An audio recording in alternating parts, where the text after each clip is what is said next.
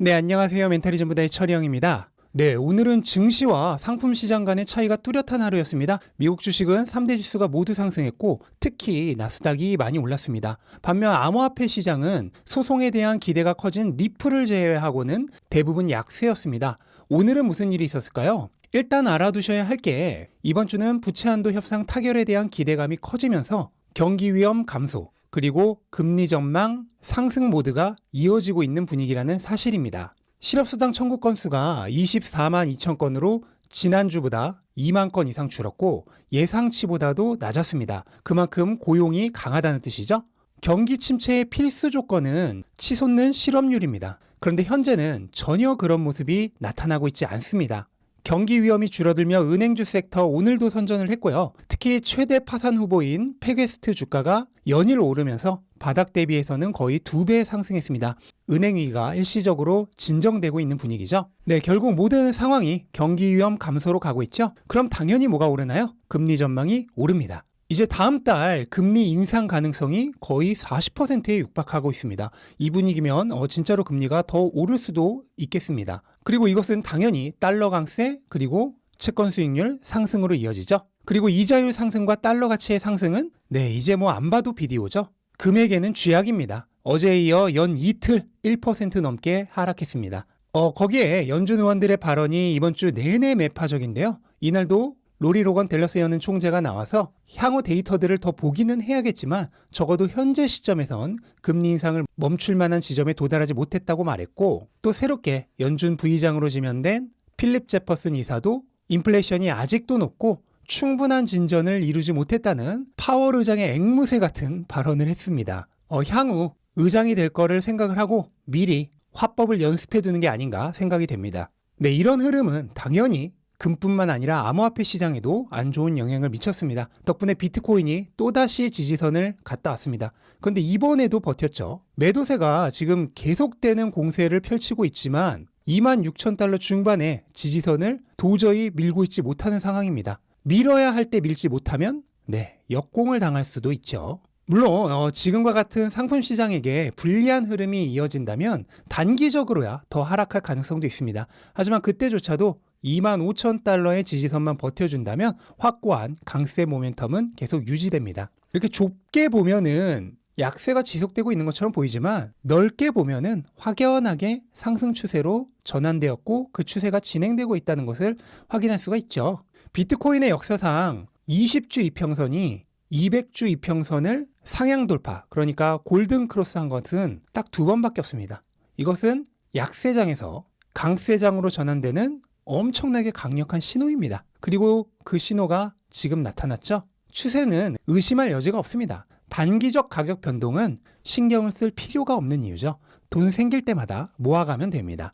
오늘 증시가 강했고 금과 비트코인 같은 상품 시장이 약했던 이유는 명확합니다. 경기 위험이 낮아졌기 때문이죠. 증시는 그동안 경기 위험 상승으로 인해 가격이 크게 억눌려 있었습니다. 반면 상품 시장은 유동성 증가 기대로 인해 가격이 크게 높아져 있었죠. 그런데 지금 분위기가 반대로 가면서 그동안 높아졌던 상품 시장은 조정을 받고 그동안 억눌려 있었던 증시는 그 눌려있던 만큼 상승을 하고 있는 것입니다. 하지만 이럴 때 주의가 필요하죠. 지금은 경기 침체 가능성이 낮아지면서 투자자들이 환호하고 있지만 결코 잊지 말아야 할 게 하나 있습니다.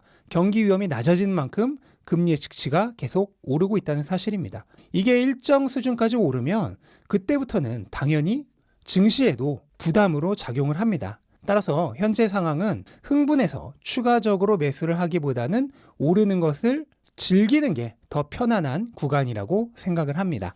또 뭐 그렇다고 해서 너무 크게 걱정하실 필요는 없습니다. 왜냐하면 물가는 결국은 내릴 것이기 때문입니다. 오늘도 주택 판매 지표가 나왔는데 기존 주택 가격이 전년 대비 1.7% 하락하면서 11년 만에 최대 하락을 기록했습니다. 집값은 주거비의 선행 지표죠. 거기다가 신규 임대료도 계속 하락 추세죠. 이제 조만간 주거비도 꺾일 것입니다. 이미 그런 모습이 조금씩 나타나고 있죠. 주거비는 근원 CPI의 40% 이상을 차지하는 초중요 품목입니다. 이런 주거비가 꺾일 때부터 물가는 급격하게 2차 하락을 시도할 것입니다. 그러면 경기 위험이 여전히 남아있는 상태에서 금리를 내리지 않을 이유가 없게 됩니다. 거기다가 경기 위험도 지금 완전히 사라진 게 결코 아니죠. 지금은 부채 한도 협상이 그것을 가리고 있지만 분명 다시 문제가 불거질 것입니다. 따라서 금리 인하는 올해 안에 시작될 가능성이 상당히 높습니다. 결과적으로는 경기는 심한 침체로 가지 않고 연착륙 정도에서 끝이 나면서 유동성은 풀리기 시작하는 최적의 상태로 나아갈 확률이 높다고 생각합니다. 그렇게 되면 증시와 상품 시장 모두에게 최상의 결과가 나올 것입니다. 네, 테슬라는 지금 가격적으로 매우 중요한 기로에 놓여 있습니다.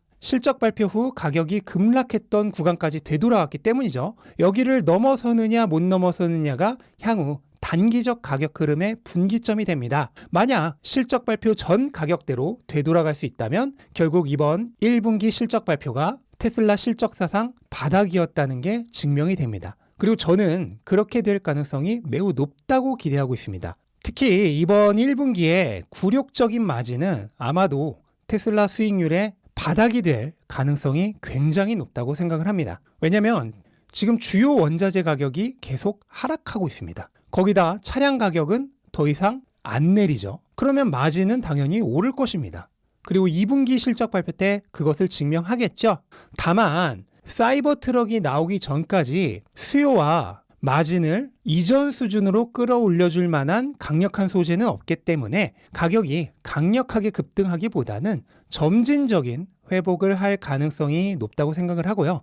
따라서 너무 서두르기보다는 돈 생길 때마다 남들이 헐값에 팔아주는 거 감사하게 줍줍하면서 모아가시면 되겠습니다. 네, 이제 시장은 완연하게 봄입니다. 애플은 전고점까지 겨우 3.5%만을 남겨두고 있고요. 마이크로소프트도 8%만 오르면 전고점입니다. 엔비디아도 9%만 오르면 전고점이죠. 그리고 아마존은 길고도 길었던 하락 추세를 드디어 강한 양봉과 함께 돌파했습니다. 2023년 들어서 S&P는 거의 10%가 올랐고요. 나스닥은 25%가 올랐습니다. 그리고 비트코인은 무려 63% 올랐습니다. 이미 겨울은 끝이 났고 우리는 여름을 준비하면 됩니다. 비관론자들이 아직도 바닥을 기다리는 동안 막차는 오늘도 떠나가고 있습니다. 여러분이 가진 자산의 미래 가치가 얼마라고 생각하십니까? 그게 얼마든 좋습니다. 그 가치만을 보시기 바랍니다. 지금의 가격이 훨씬 낮습니까? 그렇다면 조금도 걱정하실 필요가 없습니다. 내일 파월이 또 이상한 말을 해서 가격이 요동칠 수는 있겠지만 그렇게 된다면 기뻐하면서 더 줍줍하면 됩니다.